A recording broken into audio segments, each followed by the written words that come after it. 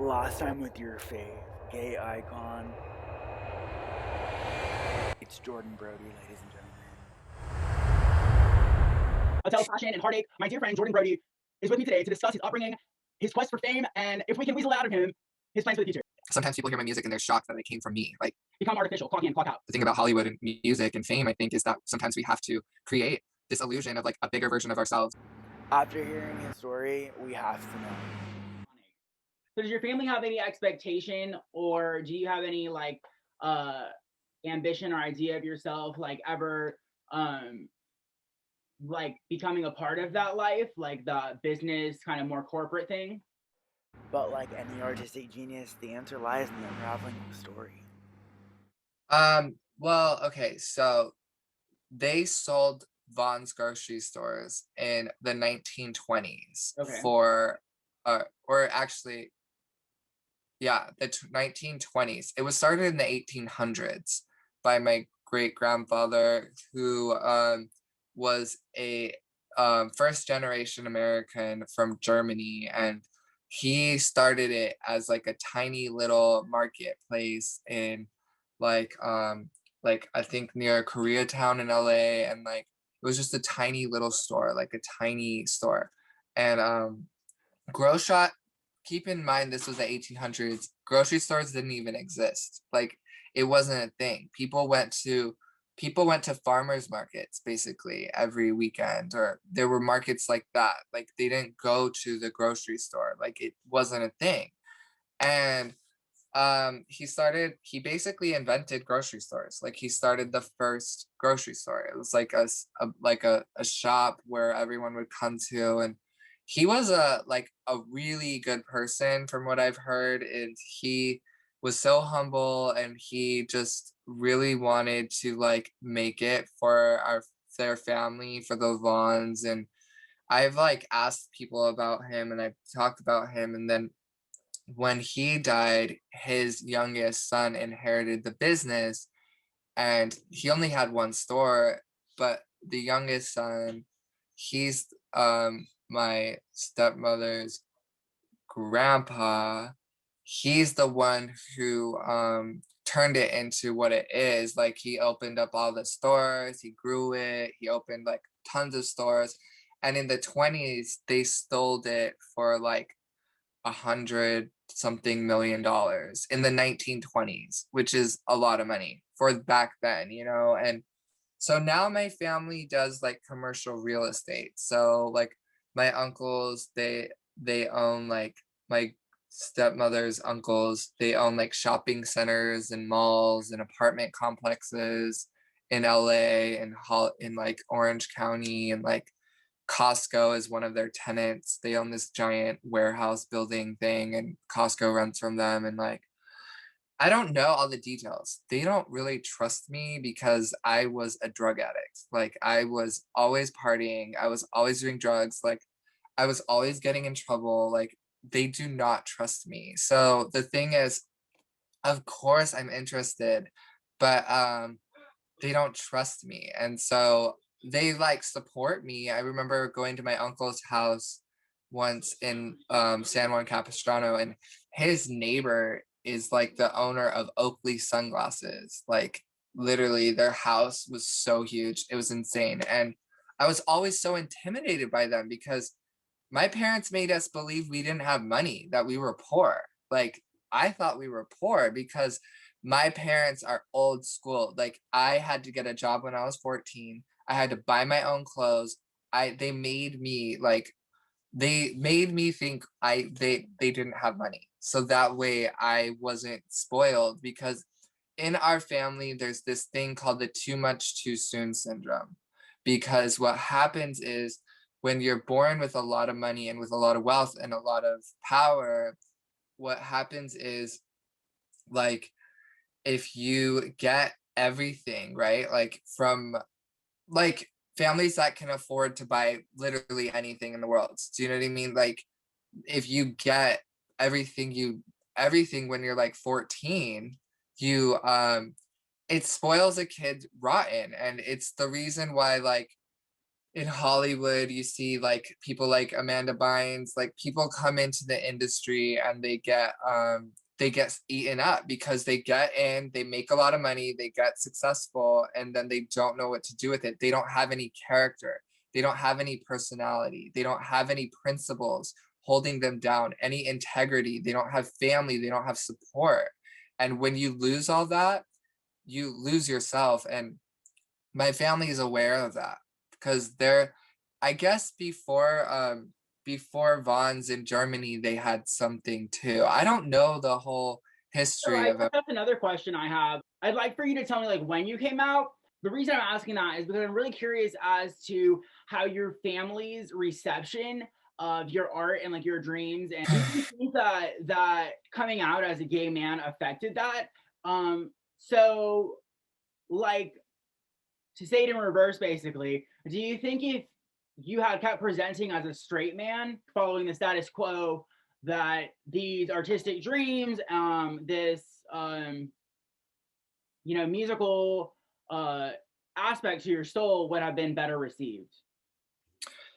No, I don't think so. I don't think in my situation, I don't think it has anything to do with my sexuality. How I came out was I was in Hawaii. I went to University of Hawaii and I came out because I had a scare. I thought I had HIV, but I didn't. And I was like literally having a panic attack one night, like pray, like writing worship songs to God, apologizing, like, oh my God, I'm gonna die because someone that I hooked up with told me that I need to get tested, and I was getting bronchitis at the time, but I didn't know it. And so I had all the symptoms for HIV, and I was so scared. And I called my parents. I thought I was gonna die. I was like, I think I have HIV. I'm gonna die. Like, I'm gay. And that's when I came out. Like, because like I was living a double life in high school. I was closeted. I was hooking up with guys off the internet. I tried to have one girlfriend. And so, yeah, I came out a freshman in college. And then I told them that I was gay. And then my stepmother was like, I don't care if you're gay or straight. You just need to be a good person. And then also, like, you need to have sex with the amount of people on your hands, like 10 people. And I was like, oh my God, I wish you would have told me this 5 years ago Oh or four no. years ago. Like, it was too late. Those are I, words we can teach our children. yeah, I've already had too much sex. But anyway, so that's when I came out. And then she bribed me. She paid me to tell my dad. She's like, I will give you $50 to tell your father. And I was like, what? Because I was so afraid of my dad. And I told him, and he's like, I can't even remember what he said, I but he doesn't care. My dad is the type of dad. He was the only parent for me, and I was in jazz dancing classes, and I was like so gay, and he didn't make me do sports. He was a coach, like a basketball coach and all kinds of coaches. He coached sports, and he let me dance. Like, he never made me do anything else. I'm lucky. My dad, and when my uncle came out of the closet, my dad was the first person that he told. And my dad was like, it's okay, just be yourself, love yourself. Anyway, so I have a cool dad, which, by the way, after that, I went on Facebook and I came out on Facebook. And I told everyone, I'm gay, I like guys, do you still love me? And a bunch of people liked it. And because I think I would, I'm a MySpace age hoe, like a MySpace age person. I love internet. I've been trained to like make statuses about everything. And like, so I think that's why I came out on Facebook. A few of my friends had already known because I was telling them like stories about my hookups and stuff. But so to answer the second question, no, I do not think that that the struggles from Hollywood have anything to do with my family's perception of my sexuality. I think it has to do with the misogyny in the industry and my fears of being myself within Hollywood, because my parents cut me off financially from the family because they are old school and they didn't want to I was a drug addict. I was struggling with addictions, alcohol and drugs, and they cut me off so that way they wouldn't continue enabling those behaviors. It had nothing to do with my sexuality. It had to do with like helping Jordan Brodie become a good person and a better person and to like grow up. Basically, they're tough, they're like tough love, like hard people. Like, anyway, I'm blessed, I have a really good family, but yeah, I think it's because I kind of would hear whispers from people when I moved to Hollywood that like I had to pretend to be straight, or I had to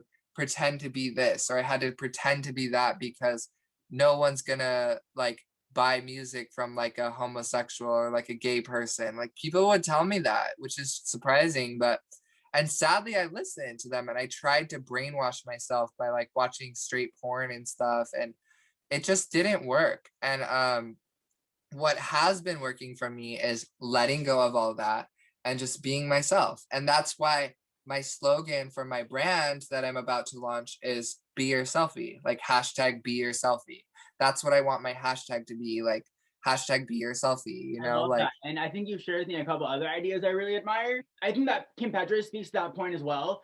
She was told, when she was coming up in the pop industry, that it would be better for her to present as a cisgender woman and that she would be more successful. But, I wish that same success on you with the bravery that you have to represent our community as she has. She's decked out in rainbows and, singing for our people. And I think that there is space for that.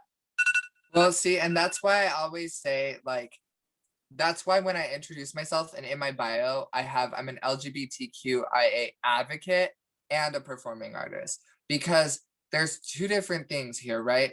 Music is universal. I can write a song about love and not use any pronouns, and anyone could relate to it, gay, straight, whatever. And when you're selling music and you're in the music industry, it's about the music. It's not about me. It's not about my personality. It's not about my persona.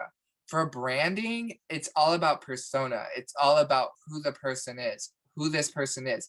That's what the fans care about. But the music industry cares about music. And so Kim Petras talks about this a lot, and how she wants the focus to be on her music, not on her transgenderness. And that's really interesting, because if that's what execs were telling her, I wonder if that's why she made her decision. I was literally talking to Joel Deadmau5 about this in a clubhouse room the other day, about about the music industry, and if I should present myself as a gay artist, or just an artist. And if people know I'm gay, they know I'm gay. If they don't, they don't. I'm not gonna try and hide it.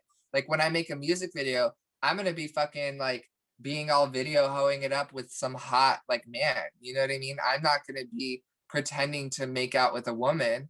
But so I kind of like the approach of like just being myself in my work and talking about it when people are asking me about it, and not having this shame or this fear or this like need to get permission from people that it's okay for me to be gay and that I'm pursuing music. Because the ego of the world has gays thinking that we need straight people's approval, but we don't. And it's misogyny rubbed off onto like feminine men, because like I'm a feminine man, and there's a lot of other feminine men that are straight, and there's a lot of feminine men that are gay. So it's like I also want to represent those people. So the thing is, like, I just have to be myself. Looking into the future, the strong, independent, proud, self-proclaimed leader and advocate of femboys everywhere, what would you say to youth like yourself? I would say be proud of who you are, be yourself, find good friends that love and support you, and only focus on the love that's around you. Like only focus on the people that care about you, that love you, there's always going to be people that don't like you, gay or straight. They're always going to want to try and bring you down, and their opinions don't matter. Just focus on the people that care about you. Go where the love is, because it's there. If you feel like you can't be yourself, there are thousands, millions of feminine gay boys around the world just like you. And I am building an online community that like represents that, because I know tons of them. And I just want you to know you're not alone. There's tons of people exactly like you out there, willing to love you, that accept you as you are. You do not have to change for them, but still be respectful of the people around you. And they don't understand. You can't help that. They can't help what they don't know. And just shine bright, be brave, be strong, and get support and get help if you're struggling with any addictions or any like problems, like accepting yourself. That's what therapy is for. And fuck conversion therapy. You don't need to convert into anything other than like who you were born to be. So that's what I would say to youth. I would like to build on that point and say that LGBT people need to aspire for generational wealth, that we need to be building strong families that raise strong children with our beliefs of inclusion and love and equality for all. Malcolm Moore says, no freedom till we're equal. Damn right, I support it. Yeah, and we need more allies too. We need more straights that have gay friends out there that love their gay friends and accept them. We need more allies to be loud and proud and vocal. That's why I love meeting Sander Jennings, Jazz Jennings' brother. We need more guys like that. We need representation for everyone. Straight men, masculine, gay men, binary people, transgender, everyone. The entertainment industry in the world, there is plenty of room for everyone, every one of them. So like whoever you are, you need to just be proud of yourself. Hashtag be your selfie. All right, well, thank you guys so much for watching. Please check out Jordan online. Jordan, can you tell them where they can find you on social media? Yes, Jordan Brodie, that's JordanBrodie. Most of my handles are at jbrodie with the IE music for Twitter, Facebook, Instagram, and then my Snapchat and TikTok are the opposite. They're I think it's Brodie J Music. But find me on Instagram and Twitter, and then I can send you my TikTok and Snapchat if you want. Also, YouTube. I post tons of YouTube videos. So just type in Jordan Brodie on music on YouTube and you'll find my videos. I love to post like skit videos, funny videos. I love to do meditations. Like I just love doing a bunch of things. So find me online and connect with me. Yes, links will be below. All right, Okay, please I like, love you. I gotta subscribe. Let's make friends.